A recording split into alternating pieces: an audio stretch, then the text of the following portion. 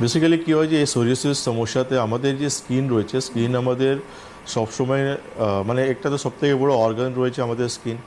তারপর হচ্ছে স্কিনের একটা প্রসেস রয়েছে যেটা কিন্তু আমাদের নতুন সঙ্গে ওল্ড সঙ্গে সবসময় একটা এই প্রসেসটা এক্সচেঞ্জ হতে থাকে। আর এই প্রসেসটা হতে মোটামুটি 30 দিন আমাদের সময় লাগে। আচ্ছা। কিন্তু এই রোগটা যখন হয়ে যায় তখন এই রোগ যেটা হয়ে যাওয়ার জন্য কিন্তু যে স্কিনের লেয়ার তৈরি হয় আমাদের, এটা কিন্তু খুব তাড়াতাড়ি প্রসেসটা হয়। এই জন্য আমরা দেখি সোরিয়াসিস পেশেন্টদের যে যেখানে যেখানে এই প্যাচগুলো তৈরি হয় তার উপর কিন্তু একটা লেয়ার খুব তাড়াতাড়ি, মানে সে ইচিং করেছে দেখা যাচ্ছে সকালবেলা ইচিং করেছে, বিকেলবেলা বা নেক্সট ডে আবার একটা লেয়ার তৈরি হয়ে গেছে। তো এই জন্য সে যেখানে বসে থাকবে সেখানে শরীর থেকে পুরো লেয়ারগুলো ঝরে ঝরে পড়তে থাকে, দেখতে কিন্তু খুবই আনকমফোর্টেবল ফিল হয়। তো এই জন্য যখনই সোরিয়াসিস এই রোগটা হয় আমাদের, এই রোগটা আমরা তাড়াতাড়ি ট্রিটমেন্ট না করলে বা প্রপার ম্যানেজমেন্ট না করলে এটা খুব তাড়াতাড়ি আমাদের বডিতে স্প্রেড করে যায়।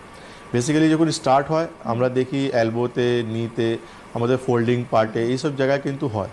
কিন্তু যখন প্রপার চিকিৎসা পাওয়া মানে হয় না বা প্রপার ম্যানেজমেন্ট যখন হয় না, বা আমরা জানি না যে কোন কোন খাবার থেকে বা কী কী জিনিস থেকে আমাদের অ্যালার্জি রয়েছে, সে অ্যালার্জি বেড়ে যাওয়ার জন্য বা ট্রিগার পয়েন্ট যেটা স্ট্রেস, টেনশন, অ্যাংজাইটিগুলো রয়েছে বা যারা অ্যাডিকশন করছে, এই ট্রিগার পয়েন্টগুলো কিন্তু শরীরে পুরো স্প্রেড করে দেয়। না তাহলে কি এটা হতে পারে যে কারো ক্ষেত্রে হয়তো কোথাও চোট লাগলো, আঘাত লাগলো, সেখান থেকে কি এটা হতে পারে? হতে পারে। কিরকম? মানে একটা আঘাত হয়েছে ওখানে মানে একটা আমার হয়তো লাগলো, আমি পড়ে গেলাম, আমার এখানটা হয়তো কেটে গেল, তো এখান থেকে আমার সোরিয়াসিস হতে পারে? আসতে পারে। আচ্ছা, কিরকম এটা? এটা একটু মানে খুব রোগই ঝুঁকি এমন থেকে রয়েছে যায়? যে ওখান থেকে আমাদের রোগটা একটা ছোট একটা পয়েন্ট আমাদের ওখানে তৈরি হবে, সেখান থেকে গোটা বডিতে স্প্রেড করবে।